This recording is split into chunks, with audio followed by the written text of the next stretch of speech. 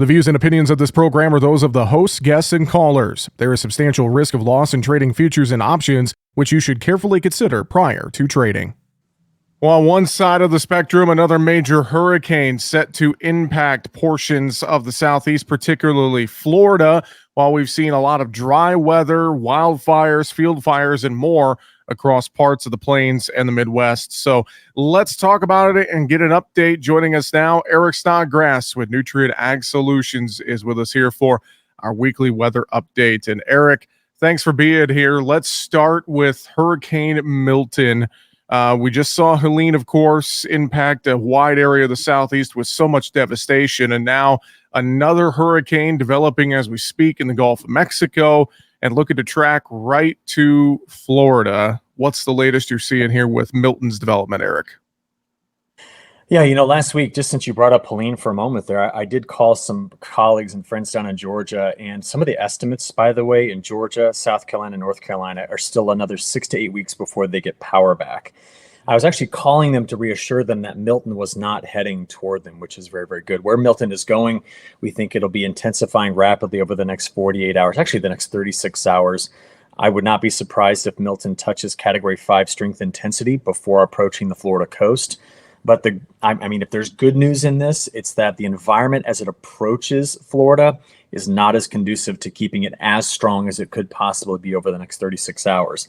Now, don't let that change anybody's opinion of what this could do. I still think it's going to be a strong system, possibly Category 3 at landfall.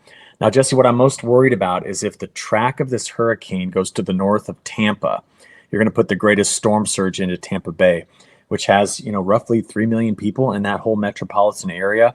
A lot of them live between 10 and 20 feet above sea level. And what that could do is just flood a lot of ground with storm surge, which right now is being predicted at 8 to 12 feet. But if Milton reaches Cat 5, even if its winds back off, the waves can still push in for quite a ways after. Just think about Hurricane Katrina. Katrina was a Cat 3 at landfall. But still, the devastation to New Orleans was all caused by the storm surge, which in some places was over 20 feet. So I'm worried about that. But this is going to go across Florida fast. It's going to hit Florida probably, I think, Wednesday night, early Thursday morning. And we'll be done talking about, its immediate impacts probably by Thursday night or Friday morning. It's going to go very quickly across the Florida Peninsula. But that's not to take away from the devastation that we're expecting out of this. And Jesse, I'm glad we do these calls on Monday. Because if you'd have called me on Friday, I would have said Friday morning, about a 50% chance of developing. I don't think the environment's that favorable, and I would have been dead wrong. I was so focused on the dryness in the plains, which over the weekend we had major wildfires in the northern plains, field fires. We had some in Illinois on Sunday, very strong winds, a lot of dust across the Midwest. Cold front came through. We saw temperature swings, by the way, Jesse, in parts of Nebraska, where morning lows were in the 30s, afternoon highs touched 100. Wow. 70-degree swing in temperatures in a single day. And there's a lot of heat building in behind this. So this little sweatshirt thing I'm wearing now, I'll be ditching this pretty quickly here as the week goes on. And that's the other part of the story. Outside of Milton, I don't really have any rainfall. There's just, for the Midwest, it's very, very dry. We got a little bit of storm action near like Lake Erie on Sunday, but man, that was about it. Very, very dry. Well, and picking up that side of the story, to your point, I've seen numerous posts and heard the stories, not only the wildfires in the Northern Plains area, but plenty of social media posts of, local fire departments out battling field fires, combine fires, unfortunately. And, with all the dry weather, it's been, a good window to get harvest done, but it's been so dry that we've had multitude of these issues really across the Corn Belt and the Plains, Eric. Yeah, so if you kind of look at a map of ranks, so we have data going back about 1893. If you look at a map of the ranks provided by Iowa State, great resource, by the way, you'll see several climate reporting districts having a top 3 driest falls on record. I got some places near the Red River Valley of the North that haven't measured rainfall in about 40 days. So, it's bone dry. Central Minnesota is extremely dry. And remember, our narrative about that area back in April, May, June, and even early July was, when is the rain ever going to stop because it is so incredibly wet? So they've gone from one extreme to the other. But Jesse, what this leaves us worrying about is if that drought lingers all fall, which we There may be a pattern shift into November, which could bring in better rain. I saw that and talked about it a bit this morning in my forecast video. Which, by the way, that's on agweather.com if anybody wants to see it. But, can we correct that drought issue over winter? And usually the answer is no. You got to wait till spring rains come in. I mean, you can have a nasty winter that has a lot of snow and a lot of storm systems. And yeah, we could get better chances of breaking this drought over winter. But I become way too reliant on spring rains. And with La Nina lingering in the background, even though the new models aren't as aggressive with it developing, I still think we get flavors of La Nina all winter, which means could have an active storm track this winter, dry the cotton belt, but wetter north.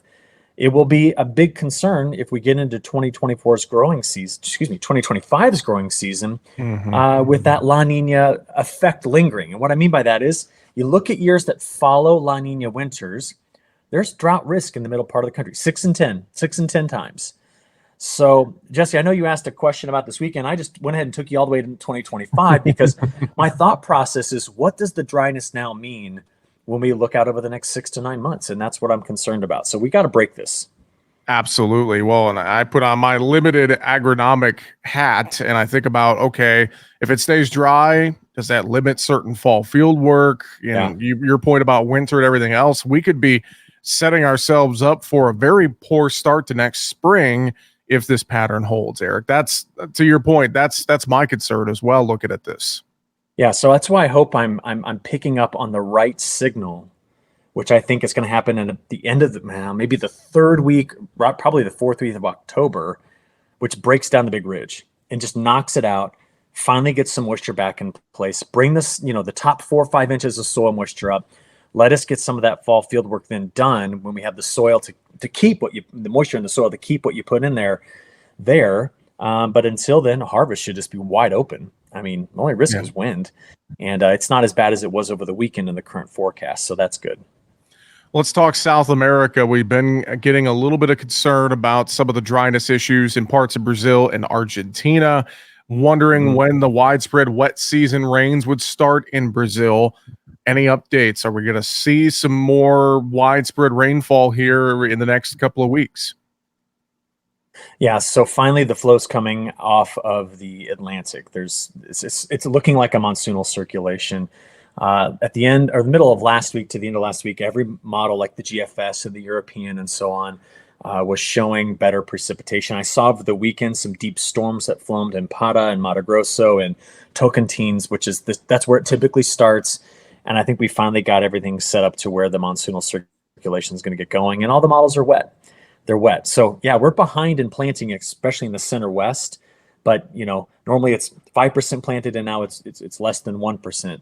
But we plant 80% of the crop in the next 4 to 5 weeks. So with the rains coming in the forecast, I think a lot of growers are going to just get out there and get it planted, and assuming the seed bed is going to improve with the rainfall coming in, and that's going to get them going pretty quickly here. So I still don't see this, this delayed start in September being an issue going forward. I think they're going to get a crop established. And to be honest, Jesse, my worry is that once the monsoon starts, it could be a very wet monsoon, meaning that we could get into December and January and February with a lot of moisture that just doesn't quit. Crop stays green longer, crop stays in the ground longer, they can't harvest and plant safrinha. That could actually be a major discussion point that you and I'll have when we're in the middle of our winter here. Absolutely. Well, as we close out this week's discussion, Eric, anything final you're watching around the world or anything you want to reiterate to folks here this week? I would just say this is interesting. We've got other hurricanes. There's Kirk and Leslie out spinning in the middle of the Atlantic. Kirk, by the way, is going to get steered all the way into Western Europe. And they're looking at a wind event and a major flooding event from the remnants of Kirk. And don't forget, we've already had flooding in Western Europe for a while. And maybe the hint on breaking down the dryness in the Midwest is currently showing up today in the Black Sea region, where some of the new forecasts are beginning to show them wetter. This whole September and early October, those two areas, our Midwest and the Black Sea, have been dry together. Well, one of them is breaking down. And as that occurs, I think that could be just maybe an indicator that the pattern is going to go more favorable as we get forward into this the end of the month of October. So I got a lot to be watching, so we'll keep an eye on it. Definitely. Well, and folks can check out, you mentioned it earlier, agweather.com, ag-wx.com for much, much more. And good stuff as always. Eric Snodgrass with Nutrient Ag Solutions. Thanks for joining us here this week. We appreciate it. Yeah, you bet, Jesse. See you soon. Make sure to subscribe to the Market Talk YouTube channel. There, you can watch our latest interviews with the top market analysts in the country, find bonus content, and much more. Just go to youtube.com/markettalkag and hit the subscribe button, or you can search for Market Talk Ag on YouTube.